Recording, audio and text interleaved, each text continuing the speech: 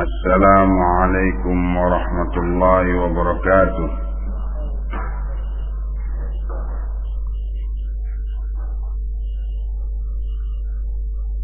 Alhamdulillah, wassalatu wassalamu ala rasulillah wa ala alihi wa sahbihi wa mawalah.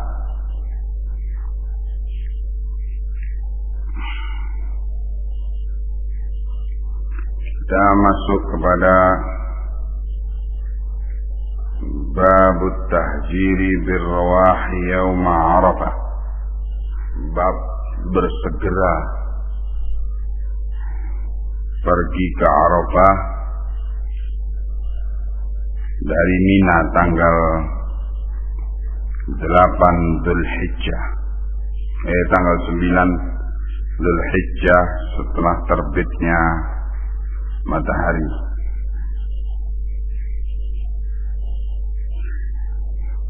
Yang dimulai tanggal 8 Dzulhijjah dalam keadaan menginap di Mina. Kemudian tanggal 9 Dzulhijjah setelah terbitnya matahari berangkat segera bergegas ke Arafah.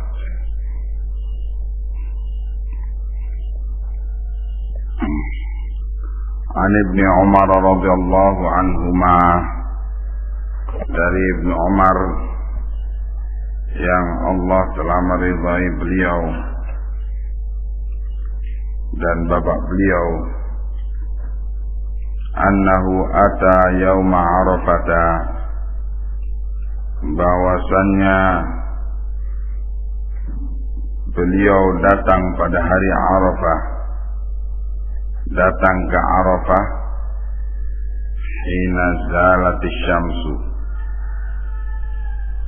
ketika matahari telah tergelincir, yaitu waktu duha. Waktu duha. Inda suradiqil hajjaji, di perkemahan tempat-tempat berkumpulnya para jamaah haji. Fakharaja wa alaihi milhafatun mu'asfarah, dan maka beliau keluar dalam keadaan beliau memakai kain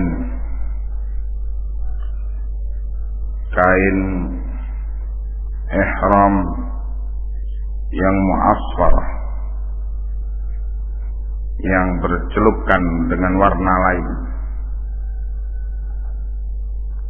Faqal, ma laka ya Aba Abdurrahman,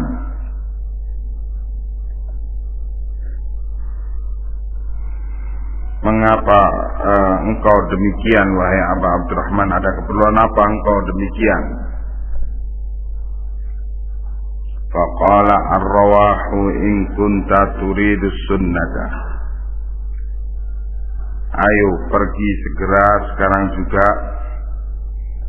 ke Arafah apabila engkau ingin sunnah. Qala hadhihi sa'ata, ditanyakan apakah pergi pada saat yang demikian. Qala na'am, dijawab oleh Ibnu Umar, ya. Qala fa'anzirni hatta ufidha ala ra'si, maka dikatakan tunggu saya sampai aku menuangkan air ke kepalaku. Tsumma akhruja, kemudian aku akan keluar.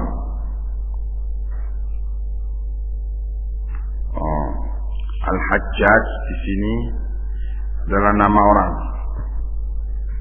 Suradiqil Hajjaj yaitu rombongannya Al-Hajjaj. Bukan jamaah haji tapi nama orang. Hajjaj bin Yusuf As-Saqafi, panglima perang di zaman pemerintahan Abdul Malik bin Marwan. Jadi ini dialog antara Hajjaj dengan Ibnu Umar.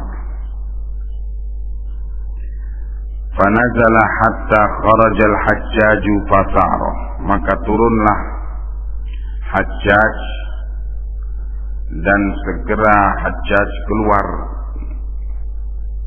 dan berangkat. Faqala lahu Salim bin Abdullah wa kana ma'a abihi, maka berkatalah kepadanya, kepada Hajjaj, Salim bin Abdullah, yakni putranya Abdullah bin Umar bin Al-Khattab, wa kana ma'a abihi, dan Salim putranya Abdullah bin Umar bin Al-Khattab ini bersama bapaknya dalam rombongan itu. In kunta turidu sunnata faqsuril khutbata wa ajjilil wuqufa. Kalau engkau wahai Hajjaj menginginkan sunnah, maka pendekkanlah khutbah dan segerakanlah wukuf, amalan wukuf di Arafah setelah khutbah. Jadi dimulai dengan jamak salat zuhur dan asar. Kemudian setelah itu khutbah, setelah khutbah wukuf di Arafah, yaitu amalan zikir, wirid dan doa sampai tenggelamnya matahari. Faja'ala yanzuru ila Abdillah, maka Hajjaj pun melihat kepada Abdullah bin Umar, bapaknya Salim. Maksudnya meminta penilaian, apakah benar omongannya anaknya ini, yaitu si Salim. Falamma ra'a dzalika Abdullah, maka ketika Abdullah bin Umar melihat bahwa Hajjaj meminta pendapatnya, qala Abdullah bin Umar menyatakan shadaq, benar memang Salim. Pendekkan khutbah, panjangkan wukuf. Wa kana Abdul Malik, dan Abdul Malik bin Marwan khalifah waktu itu atasannya Hajjaj, qad kataba ilal Hajjaj, telah menulis surat kepada Hajjaj bin Yusuf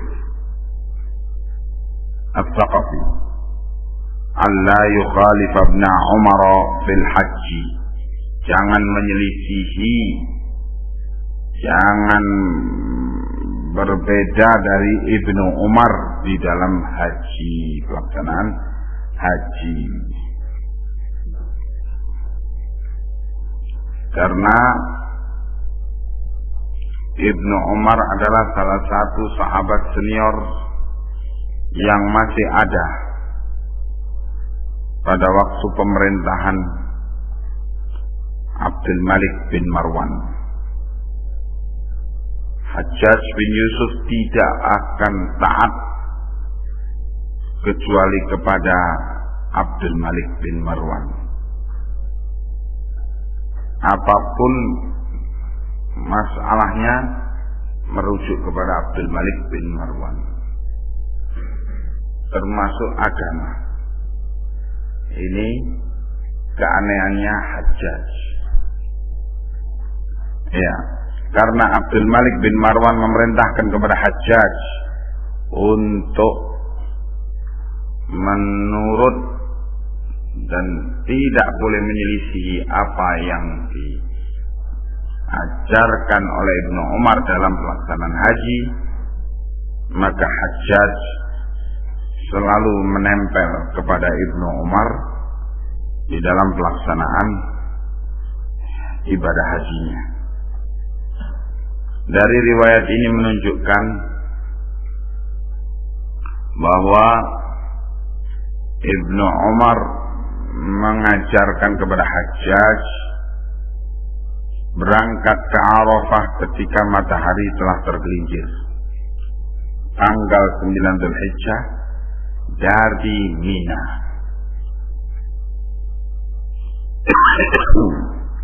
Yaitu ketika waktu umrah, ketika waktu ketika setelah bermalam di Mina, berangkat ketika waktu sholat duha. Waktu sholat duha matahari telah tergelincir, ya kurang lebih jam 10 atau sekitar itu kalau di sini. Dalam keterangan lain, ketika anak onta sudah kepanasan, berloncat-loncat karena kepanasan, ya matahari sudah terik tapi belum zuhur, begitu. Bayangan benda-benda itu masih ada di sebelah barat. Baru sholat zuhur itu, waktu zuhur itu kalau bayangan benda-benda itu sudah berada di sebelah timur, berarti posisi matahari sudah mengarah atau condong ke barat, sehingga bayangan itu ke timur, begitu. Nah,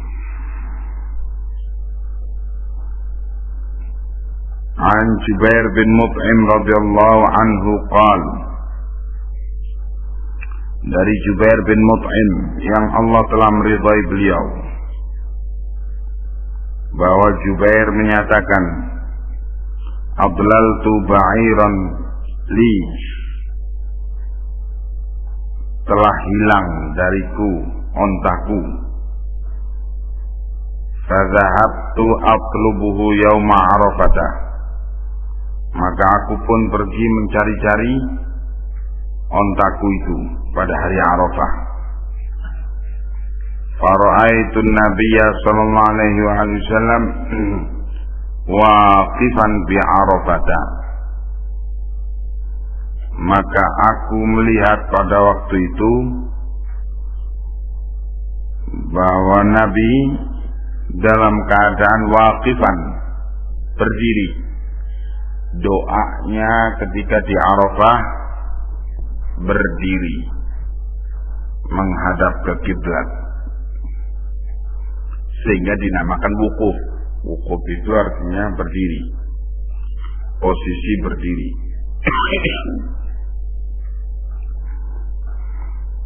Faqultu hadza wallahi minal humsi, maka aku katakan bahwa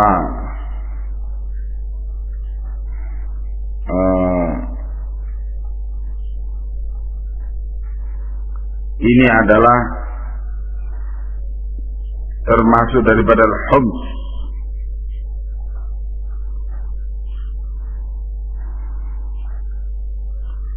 Hums yaitu kabilah-kabilah yang selain Quraisy, seperti Thaqif dan lain-lainnya. Fama sya'nuhu hahuna. Aku katakan demi Allah, di sini ini tempatnya Homs, tempatnya kabilah-kabilah selain Quraisy berwukuf. Maka mengapa beliau ada di sini? Fama sya'nuhu hahuna. Nah, dari riwayat ini dibawakan oleh Al-Imam Al-Bukhari, maksudnya ialah bahwa seluruh wilayah Arafah itu adalah wilayah wukuf,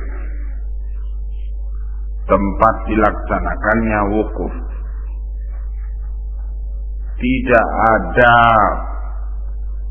pembagian wilayah seperti di zaman jahiliyah. Di zaman jahiliyah tempatnya orang Quraisy khusus wukufnya, tempatnya orang Khuza'ah khusus, tempatnya Bani Thaqif khusus. Nah, setelah Islam, pelaksanaan hajinya Rasulullah sengaja berwukuf di tempat yang bukan Quraisy untuk mengajarkan bahwa seluruh tempat Arafah itu adalah tempat yang dilaksanakan padanya wukuf, boleh saja di mana saja. Tidak ada pengkhususan tempat-tempat.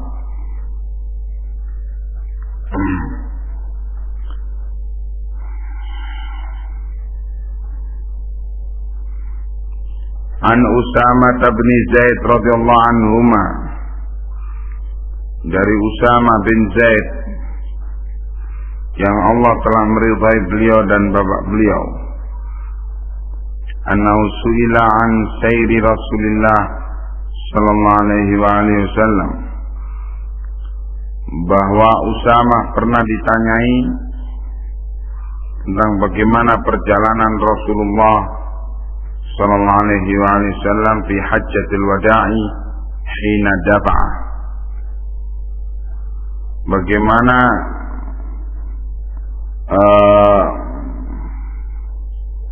perjalanan Rasulullah dalam haji wada' hina dafa'a, ketika turun dari Arafah menuju Musdalifah. Kana yasirul anaq, katanya Usamah bahwa Rasulullah itu ketika turun dari Arafah menuju Musdalifah di saat tenggelamnya matahari tanggal 9 Dzulhijjah, beliau yasirul anaq, beliau berjalan dengan antara cepat dan lambat. Faida wajada fajwatan nafsa, dan apabila beliau mendapati tempat yang kosong, segera beliau menyerobotnya untuk supaya berjalan lebih cepat.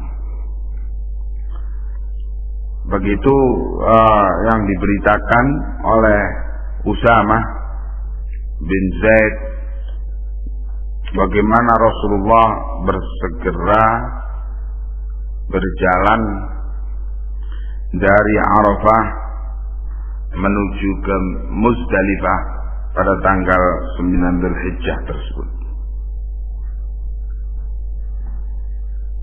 Kemudian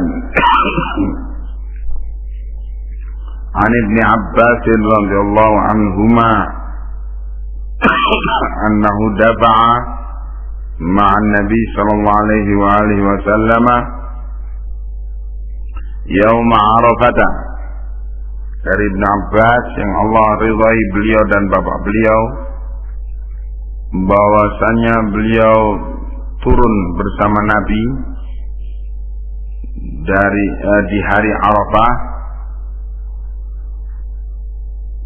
Fasami'an Nabi sallallahu alaihi wa alihi wasallam wara'ahu, di belakang beliau, zajran syadidan wa darban lil ibli. Nabi mendengar hardikan di belakang beliau, zajran syadidan, hardikan kepada onta dengan keras, dan disertai pula dengan pukulan kepada onta itu supaya berjalan cepat. Fa'asyara bisautihi ilaihim, maka Rasulullah memberi isyarat bisautihi, dengan cemeti beliau, memberi isyarat kepada orang-orang di belakang beliau. Wa qala, dan beliau menyatakan, ayyuhan nasu alaikum bis sakinati, wahai sekalian manusia, wahai sekalian kaum muslimin, hendaknya kalian berjalan dengan tenang. Fa innal birra laisa bil idha'i, karena kebaikan itu tidaklah dilakukan dengan al-idha', dengan tergesa-gesa. Ya, jadi dari riwayat Ibnu Abbas ini, Nabi tidaklah berjalan dengan terlalu cepat. Dan dari riwayat Usamah yang tadi menunjukkan bahwa Nabi tidak berjalan dengan lembek. Jadi di antara jalan lembek dengan jalan cepat, dan tepat istilah Usamah yaitu beliau yasirul anak, berjalan dengan cara anak, yaitu tidak cepat dan tidak lamban.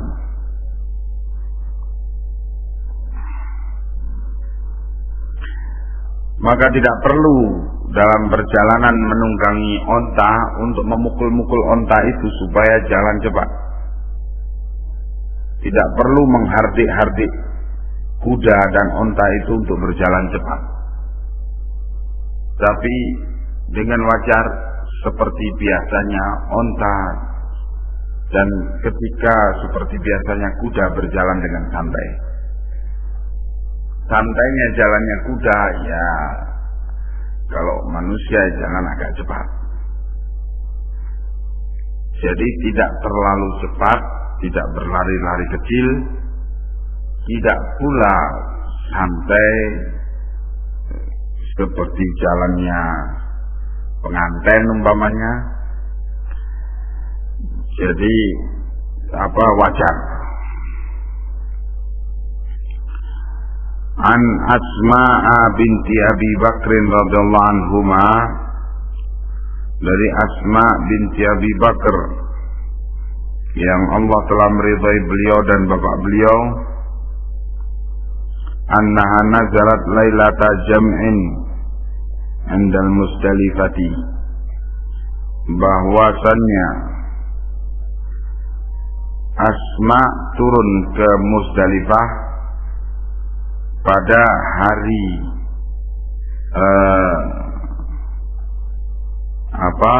hari berkumpulnya orang, lailata jam'in, di Musdalifah. Jadi Asma sampai di Musdalifah malam.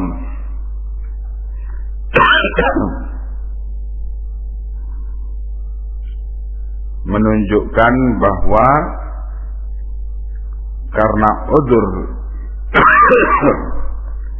karena alasan yang syar'i, baru bisa berangkat setelah gelap, setelah matahari tenggelam dan kondisi langit sudah gelap, baru turun dari Arafah. sehingga nyampe di Musdalifah tengah malam.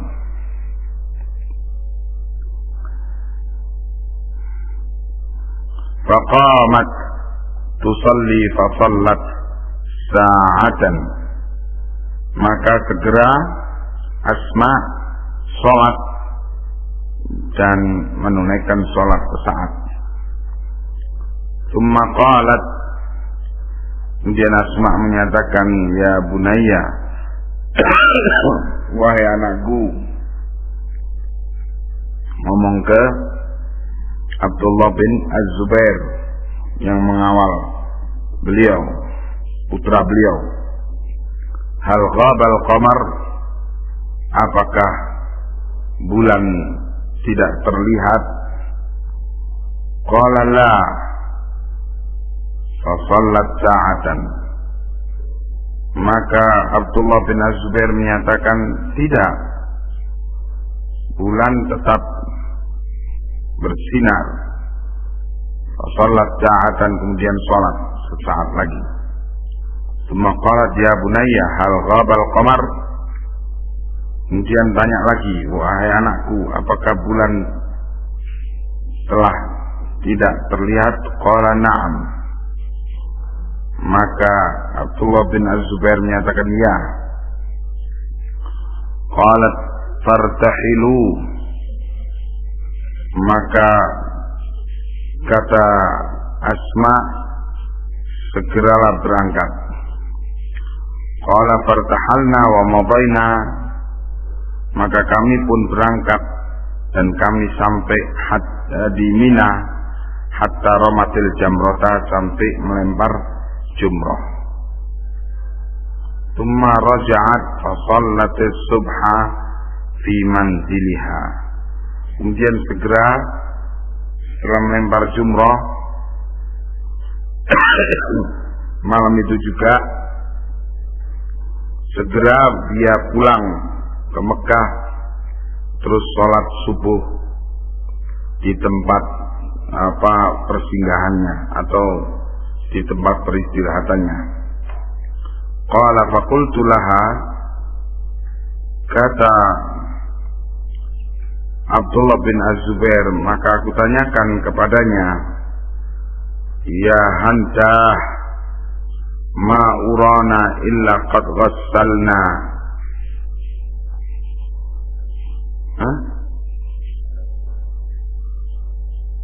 Ghallatna, oh ya, ya Handah, ma urana illa qad ghallatna. Wahai Hind, nama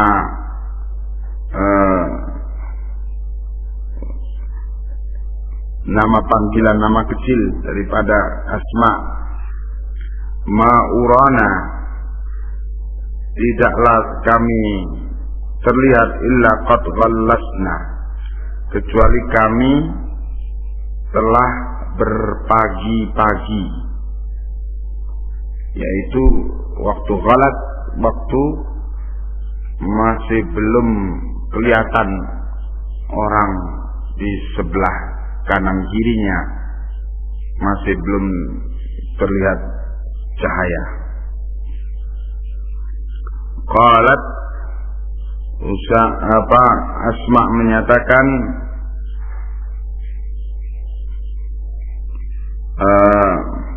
ya budaya, inna Rasulullah sallallahu alaihi wasallam azina lid-du'un, bahwa Rasulullah sallallahu alaihi wasallam mengizinkan untuk para du'un. Du'un itu makna asalnya yaitu haudaj, kayak kemah yang ada di punggung onta, yang biasa dipakai oleh orang Arab untuk tempatnya perempuan kalau dibawa pergi, itu diletakkan di situ sehingga tidak kelihatan orang. Du'un. Nah, yang dimaksud di sini ialah untuk perempuan. Jadi perempuan itu boleh cuman lewat saja di Musdalifah, tidak menginap. Terus segera ketika orang sedang tidur di Musdalifah tanggal malam 10 setelah turun dari Arafah itu segera berangkat ke Mina untuk melempar jumroh sebelum subuh. Kemudian setelah melempar jumroh segera ke Mekah dalam keadaan sholat subuh di sana. Nah, jadi untuk wanita atau orang-orang yang lemah boleh untuk mempercepat perjalanannya di atas kendaraannya dari Musdalifah. Jadi hanya lewat saja di Musdalifah, tidak menginap, terus langsung ke Mina dan melempar jumroh malam itu juga sebelum subuh. Kalau menurut aturan yang normal itu menginap di Musdalifah sampai sholat subuh di Masy'aril Haram. Masy'aril Haram itu letaknya di Musdalifah. Menginap di Musdalifah dan sholat subuh di Masy'aril Haram. Itu Masy'aril Haram tempatnya di Musdalifah. Sekarang dibangun masjid di sana, Masjid Al-Masy'aril Haram. Nah, dari Masy'aril Haram segera sesudah sholat subuh ketika sudah terang tapi matahari belum terbit, segera berangkat ke Mina sehingga sampai di Mina waktu duha, waktu matahari sudah terik, dan baru melempar jumroh dan sholat zuhur di Mina.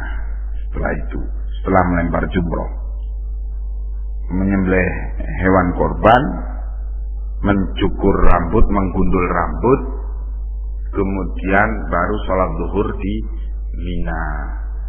Kemudian segera turun ke Mekah untuk tawaful ifadah dan sa'i Safa Marwah di Ka'bah, untuk sholat asar di Ka'bah atau di Mekah. Itu kalau yang normal. Tetapi bagi perempuan dan juga bagi orang-orang yang lemah atau dalam keadaan sakit, diperbolehkan untuk tidak menginap di Musdalifah dan melempar jumroh malam-malam, malam 10 berarti. Nah, dan tanggal 10 sudah di Mekah, turun dari Mina karena sudah melempar jumroh dan menyembelih korban setelah itu dan bertahallul. Tanggal 10 itu sudah di Mekah untuk tawaful ifadah dan segera balik ke Mina. Jadi ketika orang baru datang dari Musdalifah menuju Mina, Asma binti Abi Bakar sudah ada di Mina dalam keadaan sudah selesai melempar jumroh, sudah selesai korban, sudah selesai tahallul, dan sudah selesai tawaf ifadah dan sa'i Safa Marwah, sudah kembali ke Mina. Nah, untuk menghindari berdesak-desakannya, suasana berdesak-desakan pada peristiwa melempar jumroh itu. Nah, ini hadis yang menjadi dasar bagi para ulama untuk pelaksanaan melempar jumroh malam 10. Tidak tanggal 10-nya, tapi malam 10. dan tidak menginap di Musdalifah tapi lewat saja.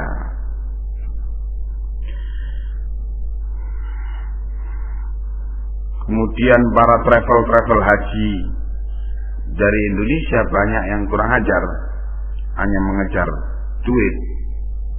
Mereka berpikir kalau menginap di Musdalifah tambah biaya, jadi mereka memakai yang ini, riwayat Asma binti Abi Bakr ini. Jadi jamaah haji Indonesia kebanyakannya lewat saja di Musdalifah, tidak menginap. Dan mereka melempar jumroh malam 10, bukan tanggal 10. Dan mereka sudah berada di Mina, selesai semuanya, ketika orang baru berangkat, baru nyampe dari Musdalifah ke Mina. Nah ini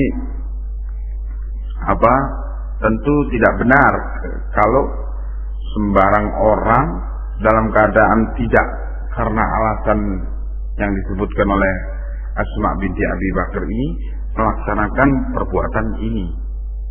Ya, yang diizinkan ialah para wanita dan orang-orang lemah, orang-orang tua yang diizinkan melakukan demikian. An Aisyah radhiyallahu anha qalat, dari Aisyah radhiyallahu anha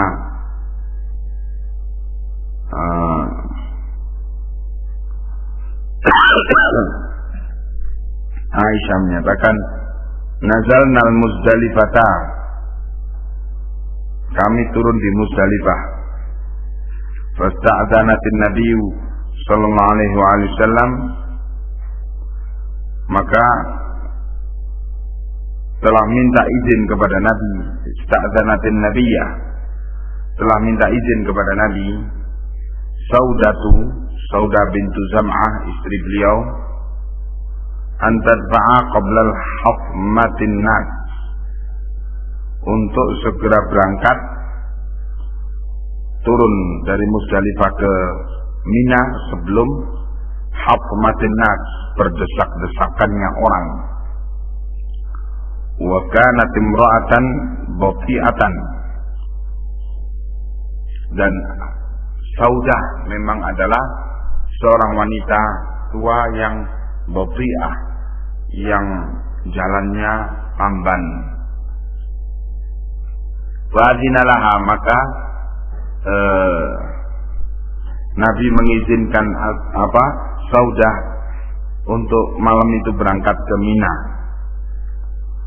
Fadafa'at qabla hatmatin nasi, maka Saudah segera turun dari Musdalifah ke Mina sebelum berdesak-desakannya orang-orang jamaah haji.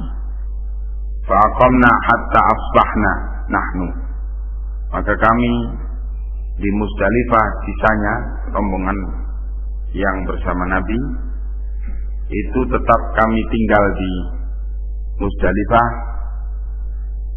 sampai kami memasuki waktu subuh. Tsumma dafa'na bidafa'ih, kemudian kami turun dari Musdalifah ke Mina bersamaan dengan turunnya beliau. Falaan akuna sta'zantu Rasulullah sallallahu alaihi wasallam kama sta'zanat Saudatu ahabba ilayya min mafruhin bihi. Dan sungguh seandainya lah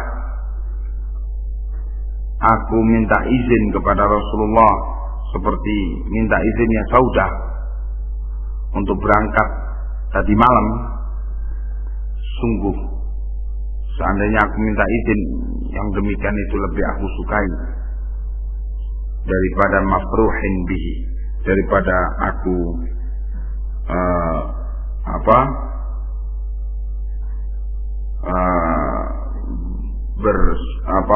menjadikan beliau senang dengannya.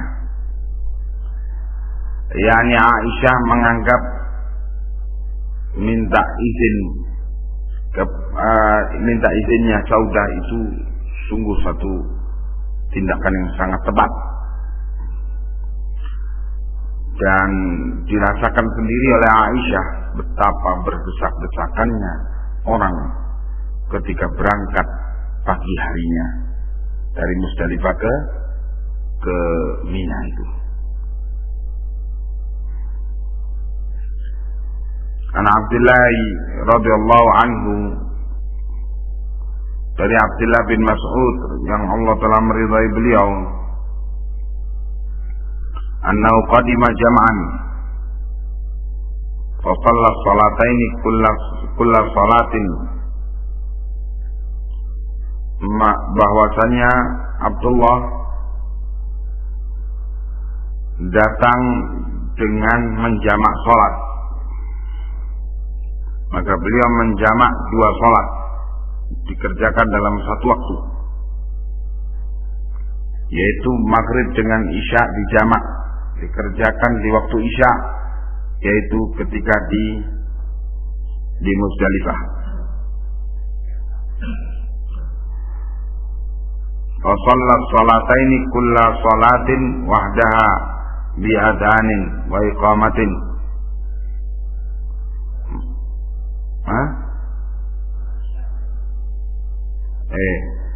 Fa shalla salataini, maka beliau salat 2 salat,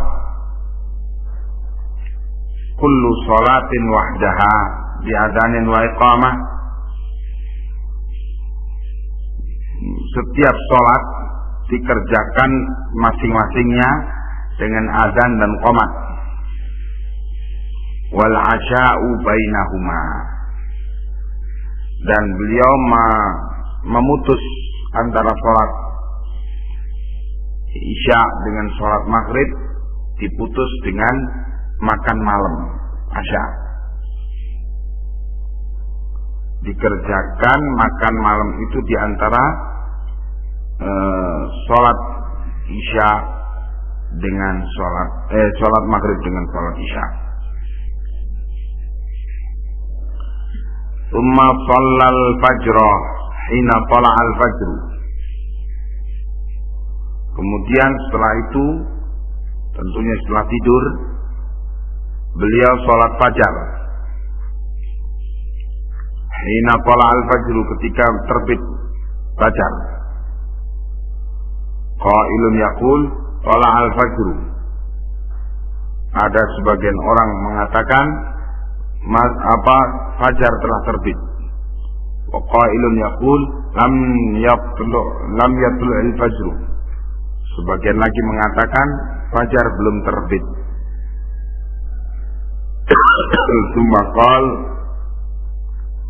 Kemudian Abdullah bin Mas'ud menyatakan, inna Rasulullah sallallahu alaihi wasallam qala, bahwa Rasulullah bersabda, inna hataini salataini huwilata an waqtihima fi hadzal makan,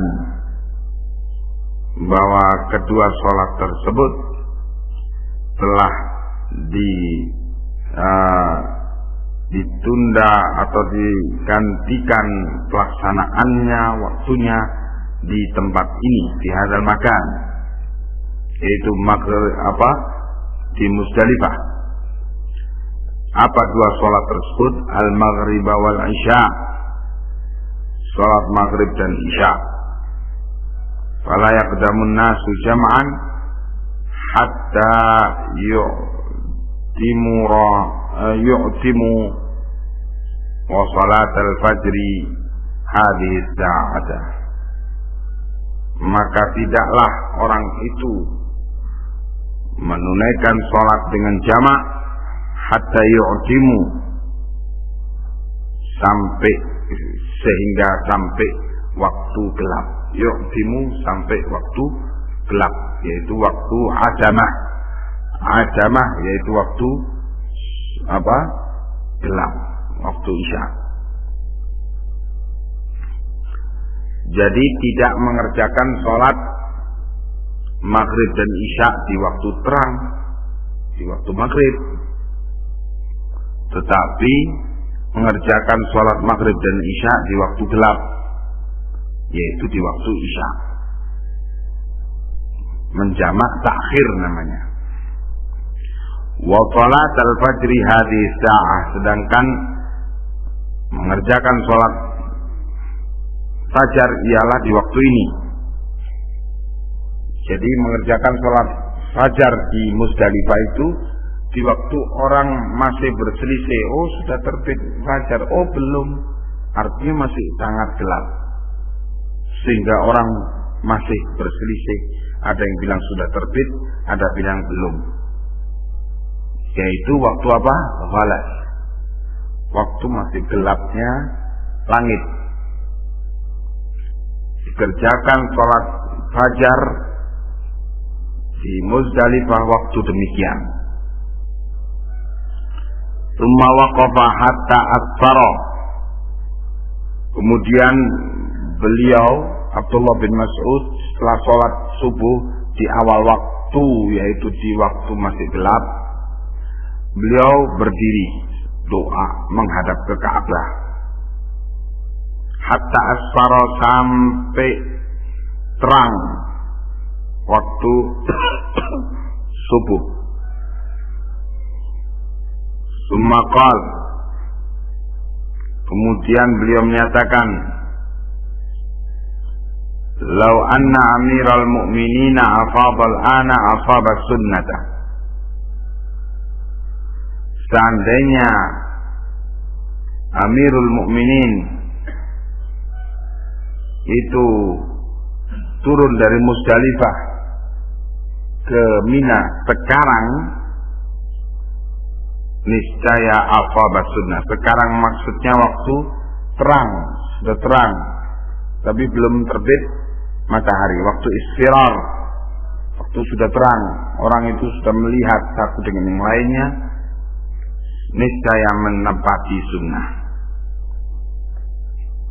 Wa ma adri aquluhu, maka aku tidak tahu apa yang aku katakan. Kana asra'a am tab'u Utsman radhiyallahu anhu. Saya tidak tahu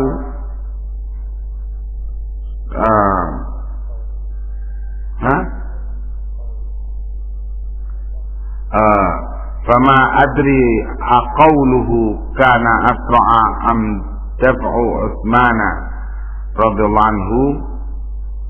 Saya tidak tahu apakah pernyataan Ibnu Mas'ud, Abdullah bin Mas'ud ini, bahwasannya Utsman asra'a, apakah Abdullah bin Mas'ud lebih cepat dalam berangkat ke Mina, ataukah turunnya Utsman ke Mina lebih cepat? Saya tidak mengerti.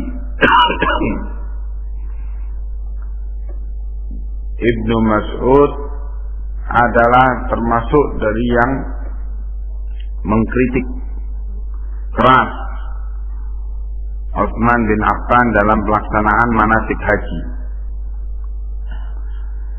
Ibnu Mas'ud menghendaki pelaksanaan manasik haji tetap berpegang dengan segala yang dituntunkan oleh Nabi, sunnah beliau. Sementara Utsman bin Affan berpandangan untuk pelaksanaan ibadah haji itu mengukur dengan keadaan lemahnya keumuman orang dalam pelaksanaan itu, sehingga Utsman bin Affan banyak berijtihad di dalam perkara ini yang dinilai oleh Ibnu Mas'ud dan Ali bin Abi Thalib serta Ibnu Abbas. Beberapa orang sahabat menilai beliau telah menyelisihi sunnah, termasuk di dalam hal berangkatnya Utsman dari Muzdalifah ke Mina. disebutkan Utsman berangkat sebelum fajar. Sementara Ibnu Mas'ud tetap tinggal di Musdalifah sampai sholat subuh, sampai berdiri terus setelah sholat subuh, berdoa dan sampai terang, baru Ibnu Mas'ud berangkat ke Mina. Maka Ibnu Mas'ud sangat menyesalkan tindakan Utsman yang demikian. Lebih banyak memperhatikan orang-orang yang lemah, yang semestinya dilakukan hal itu kepada ditetapkan hal itu untuk orang-orang lemah saja. Jangan beliau ikut berangkat lebih awal. Falam yazal yulabbi hatta rama jumratal aqabah yauman nahri. Di mana beliau Abdullah bin Mas'ud terus-menerus bertalbiyah, labbaik Allahumma labbaik. Padahal berangkat dari Musdalifah itu sudah terbit fajar tanggal 10 ya. 10 Dzulhijjah. Terus saja Ibnu Mas'ud berangkat menuju Mina tanggal 10 dengan bertalbiyah, labbaik Allahumma labbaik innal hamda wan ni'mata laka wal mulk la syarika lak. Terus demikian sampai beliau melempar jumratul aqabah yauman nahri, pada hari penyembelihan korban. Jumratul aqabah, kalau kita masuk dari Musdalifah ke Mina, pertama kita dapati Jumratus Sughra. Lewat terus, jangan melempar itu, lewat saja. Terus kita dapati di tengah jalan Jumratul Wusta. Terus lewat, jangan melempar itu, sampai ujungnya Mina yang paling dekat dengan Ka'bah, yaitu Jumratul Aqabah. Nah, di situ baru kita melempar jumrah. Ya. Setelah melempar jumrah itu baru kita ganti. Setelah melempar jumrah itu bukan labbaik Allahumma labbaik, tapi takbir Allahu Akbar, Allahu Akbar. Nah, takbir hari raya tanggal 10 Dzulhijjah tersebut. Tapi sebelum melempar jumrah, terus saja kita menyatakan talbiyah. An Umar radhiyallahu anhu, dari Umar yang Allah telah meridai beliau, annahu shalla bi jam'i subha, annahu shalla bi jam'in, bahwa Umar sholat dengan berjamaah sholat subuh as-subha, kemudian berdiri menghadap ke kiblat setelah sholat subuh itu. Faqala, Umar menyatakan, innal musyrikina, bahwa kaum musyrikin, kanu musyrikin Arab dulu zaman jahiliyah, la yafiduna hatta tatlu'a syamsu, mereka tidak turun dari Musdalifah ke Mina sehingga terbitnya matahari. Wa yaquluna asyriq sabir, dan mereka menyatakan telah terbit sabir. Istilah mereka bagi matahari. Wa inna nabiyya sallallahu alaihi wasallam khalafahum, dan Nabi menyelisih kaum musyrikin. Tsumma afadha qabla an tatlu'a asy-syamsu. Beliau segera turun dari Muzdalifah menuju Mina sebelum terbitnya matahari. Sedangkan kaum musyrikin berangkat dari Muzdalifah menuju Mina ketika telah terbitnya matahari. Allah musta'an. Sekarang justru kaum muslimin kembali lagi seperti itu. Yani nunggu terbitnya matahari baru berangkat dari Muzdalifah ke Mina. Allah musta'an. Pernah kami waktu itu menyewa menyewa semacam mikrolet gitu. Terus supirnya orang Yaman, ikut haji supirnya, pakai ihram. Kami bersama orang-orang Imarat, orang-orang Abu Dhabi, orang-orang Bahrain, ribut. Orang-orang Imarat itu memaksa si supir ini supaya berangkat setelah setelah selesai sholat fajar sebelum terbitnya matahari. Orang Yaman ini mengatakan tidak, tunggu terbit matahari, si supir ini. Akhirnya ya karena dari rombongan itu saya yang paling tua umurnya. Akhirnya mereka bilang, ayo sudah kalau gitu kita bertahkim sama Syekh Ja'far. Bagaimana? Ya Syekh, ini bagaimana nih? Yamani hada min biladak hada, dari negerimu ini. Baik Syekh ya Abdullah ittaqillah. Alhamdulillah saya bawakan ini. Nih hadis Bukhari. Bagaimana kamu? Oh astagfirullah. Syekhna di Yaman mengatakan harus tunggu sampai terbit matahari. Khalli syekhak fil Yaman. Ada Sahih Bukhari, perbuatan dari Rasul sallallahu alaihi wasallam mengatakan demikian sebagaimana riwayat Umar bin Khattab. Ente lebih percaya sama syekhak wala Umar bin Khattab? Ayo Umar bin Khattab, ayo Allah insya. Berangkat. Dan ternyata keadaan ini keumuman jamaah haji di Biladil Arab mempunyai kebiasaan berangkat dari Muzdalifah ke Mina nunggu terbit matahari. Innalillah. Ya jamaah ittaqullah. Kita lewat sama mobil itu kita teriak-teriak, ya jamaah ittaqullah imshi. La ba'din.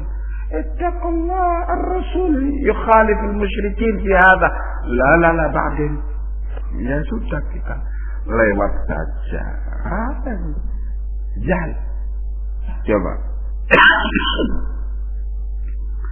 Nah, jadi memang kita pahami bahwa kejahilan tentang sunnah ini merata di seluruh dunia Islam. Kita saksikan waktu pelaksanaan manasik haji, itu terkumpul di situ seluruh dunia Islam, dan kita lihat memang kejahilan itu merata, bukan di Indonesia saja. Allah musta'an.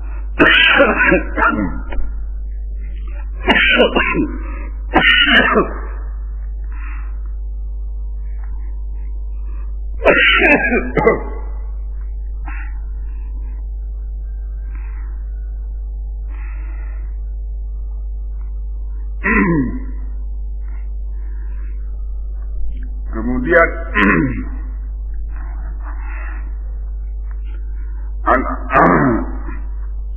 an Abi Hurairah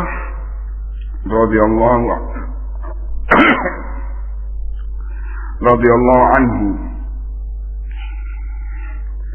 anna Rasulullah sallallahu alaihi wa alihi wasallam ra'a rajulan yasuqul badanata. Dari Abi Hurairah radhiyallahu anhu bahwa Rasulullah sallallahu alaihi wasallam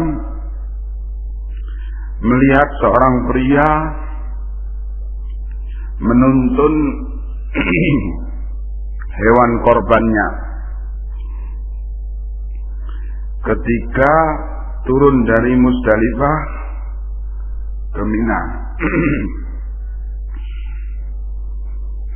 Faqala irkabha. Maka Nabi mengatakan, naiki hewan korbanmu itu. Faqala, maka Nabi menyatakan, innaha badana. Maka orang ini mengatakan, loh ini hewan korban ya Rasulullah. Kebiasaan musyrikin Arab pada waktu pelaksanaan haji di zaman jahiliyah, kalau hewan korban itu al-badana tidak boleh dinaiki, tidak boleh dikasih beban. Begitu. Maka mereka pun melakukan demikian. Faqala irkabha. Diulangi lagi oleh Nabi, naiki. Faqala innaha badana. Orang ini bilang lagi, ini hewan korban ya Rasulullah. Qala irkabha wailak. Tsalitsah awit tsaniyah. Cepat naiki dan wailak, celaka engkau kalau tidak menuruti ini.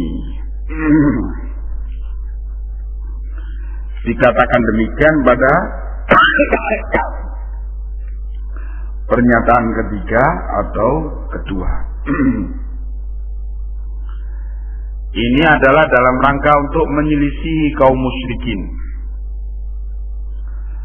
Ya, tadi berangkat dari Muzdalifah setelah selesai sholat subuh, ketika sudah terang sebelum terbit matahari, berangkat untuk menyelisihi musyrikin, mukhalafah, menyelisihi kaum musyrikin. Ini juga untuk menyelisihi kaum musyrikin, onta yang disiapkan untuk penyembelihan korban di Mina itu dinaiki, sementara musyrikin Arab tidak mau menaiki ontanya yang disiapkan untuk korban di Mina. Maka dinaiki untuk menyelisihi mereka. Ya. An Ibnu Umar radhiyallahu anhuma, dari Ibnu Umar yang Allah telah meridai beliau dan bapak beliau, qala, Ibnu Umar menyatakan, tamatta'a Rasulullah sallallahu alaihi wasallam fi hajjatil wada'i bil umrati ilal haji. Bahwa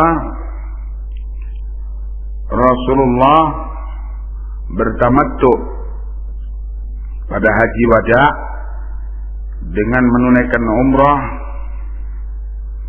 kemudian tahallul, kemudian memakai pakaian biasa, kemudian menunaikan haji pada tanggal 8 Dzulhijjah. Wa ahda, dan kemudian menyembelih korban. Fasaqa ma'ahul hadya min Dzul Hulaifah. Maka beliau menuntun hewan korban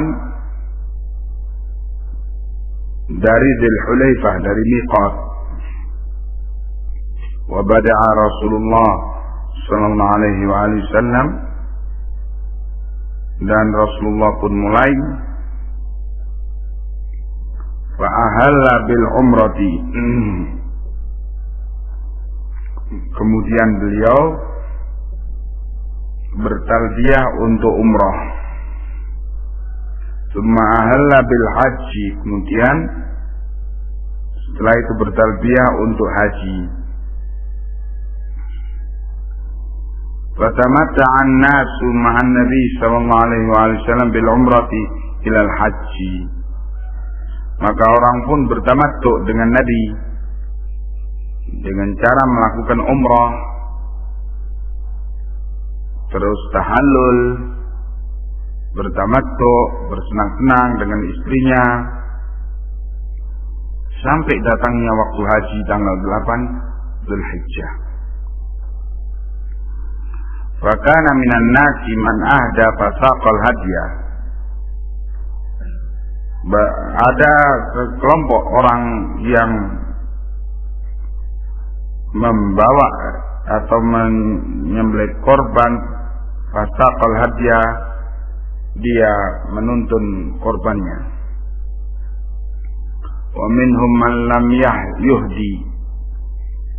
Sebagian mereka tidak berhaji, berkorban. Falamma qadiman Nabi sallallahu alaihi wasallam Makkah, maka ketika Nabi sampai di Mekah, qala lin-nasi, beliau bersabda kepada kaum muslimin, man kana minkum ahda fa innahu la yahillu bi syai'in haruma minhu hatta yaqdiya hajjahu. Barang siapa yang telah berkorban, maka tidak halal baginya sesuatu yang telah diharamkan daripadanya hatta yaqdiya hajjahu, sampai dia menunaikan hajinya. Wa man lam yakun minkum ahda fal yatuf bil baiti. Dan barang siapa yang tidak membawa hewan korban, hendaknya dia tawaf di Ka'bah, wa bis Safa wal Marwata wal Marwati, dan sa'i Safa Marwah, wal yuqassir, kemudian bertahallul dengan qasr, yaitu menggunting sebagian rambut, wal yahlil, kemudian menghalalkan, tsumma yuhilla bil haji. Setelah selesai bertamattu, dia tanggal 8 bertalbiyah untuk haji. Wa man lam yajid hadiyan falyasum thalathata ayyamin bil haji. Siapa yang tidak punya biaya untuk menyembelih korban di Mina tanggal 10 Dzulhijjah, 11, 12, 13 Dzulhijjah, hendaknya dia puasa 3 hari. Gantinya ialah puasa 3 hari di tempat pelaksanaan haji, yaitu di Mina, 3 hari puasa. Wa sab'atan idza raja'a ila ahli, dan 7 hari ketika pulang ke rumahnya, ke tanah airnya, dia puasa 7 hari sebagai pengganti penyembelihan korban. Dari riwayat ini Ibnu Umar berbeda dengan riwayat Jabir bin Abdullah. Kalau riwayat Jabir bin Abdullah mengatakan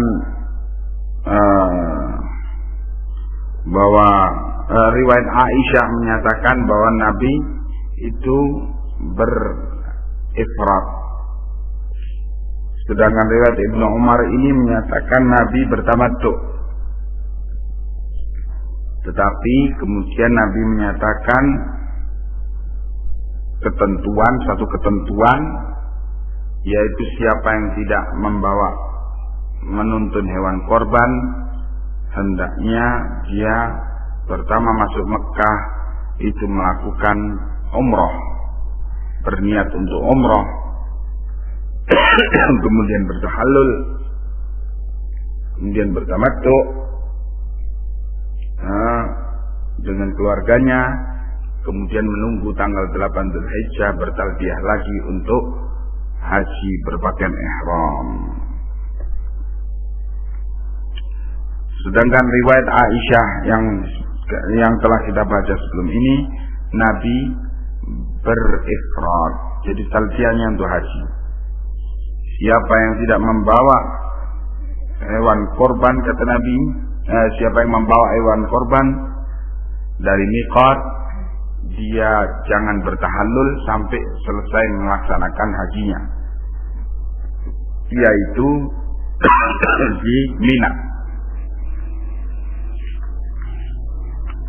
Iya, ikhtilaf di antara para sahabat dalam masalah periwayatan ini menyebabkan kita tidak boleh untuk menilai kekeliruan dari Utsman dalam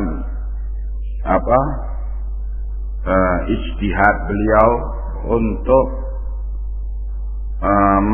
mengharuskan haji ifrad dan melarang haji tamattu dan qiran dalam masa pemerintahan beliau. Juga ijtihad dari khalifah sebelum Utsman, yaitu Umar bin Al-Khattab, melarang tamattu dan qiran, mengharuskan ifrad. Itu adalah ijtihad beliau-beliau.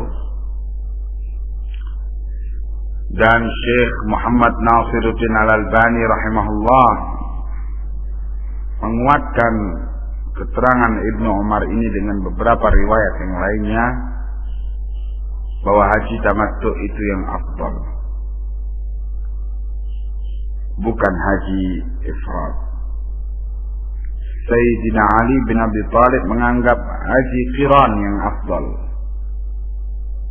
ya, sedangkan Sayyidina Abu Bakar Siddiq menganggap haji tamattu yang afdal. Begitulah ikhtilaf para sahabat Nabi, para a'immah di dalam perkara afdaliyah, mana yang lebih utama dari manasik haji tersebut. Anil Miswar bin Makhramah, dari Al-Miswar bin Makhramah dan wa Marwan, dan juga dari Marwan radhiyallahu anhuma qala, keduanya menyatakan bahwa kharajan Nabi sallallahu alaihi wasallam minal Madinati, Nabi keluar dari Madinah zaman al-Hudaybiyati, di masa perjanjian Hudaybiyah, fi bid'a asyrata mi'atan min ashabih, bersama dengan ratusan orang dari para sahabat beliau. Bid'a asyarata mi'atan, yaitu antara bilangan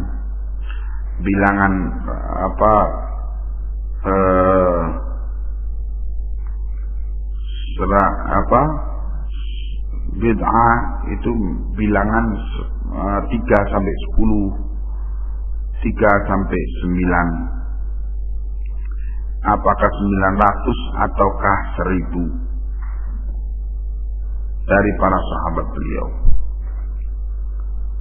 Hatta idza kanu bi Dzul Hulaifah, sehingga ketika mereka ada di Dzul Hulaifah, yaitu miqat, qallada Nabi sallallahu alaihi wasallam al-hadya, Nabi menuntun hewan korban, wa asy'arahu wa ahrama bil umrati, dan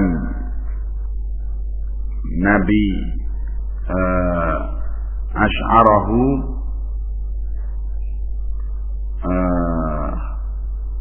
yaitu menyisir rambut hewan korban itu untuk memberi tanda bahwa itu adalah akan disembelih. Wa ahrama bil umrati, dan beliau berihram memakai baju ihram dari Dzul Hulaifah untuk umrah. Begitu. Ini riwayat yang menguatkan bahwa Nabi masuk dari Dzul Hulaifah dengan umrah, bukan dengan haji. Jadi riwayat Al-Miswar bin Makhramah dan Marwan ini menguatkan pendapat yang demikian. Wallahu a'lamu bis-shawab. Ila huna ya ikhwan. Assalamualaikum warahmatullahi wabarakatuh.